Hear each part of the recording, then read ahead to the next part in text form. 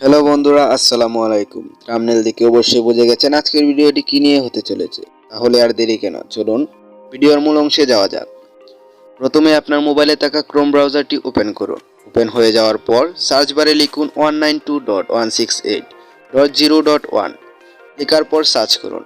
কারো সার্চ করার পরেই ইউজার নেম আর পাসওয়ার্ড চাইতে পারে, আবার কারো এরকম শো করতে পারে। এরকম শো করলে আপনি 192.168.0.1 লগ ইন অ্যাডমিন এখানে ক্লিক করুন।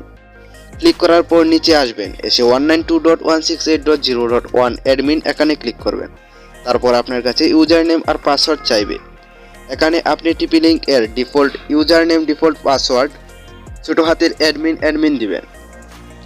অ্যাডমিন দেওয়ার পর আপনাকে ওয়েবসাইটে ঢুকাবে। ওয়েবসাইটে প্রবেশ করার পর আপনি অনেকগুলো আইকন দেখতে পাবেন। আপনি অনেকগুলো আইকনের মধ্যে সবার নিচে থাকা সিস্টেম টুলস আইকনটিতে ক্লিক করবেন।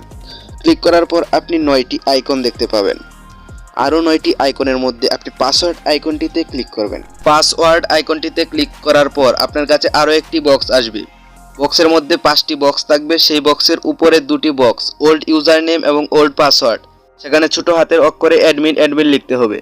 এবং নিচে 3টি বক্সের মধ্যে উপরে থাকা নিউ ইউজার নেম, সেই নিউ ইউজার নেমে আপনার পছন্দ মতো একটি ইউজার নেম দিতে হবে এবং নিউ পাসওয়ার্ডে একটি 14 অক্ষরের পাসওয়ার্ড দিতে হবে।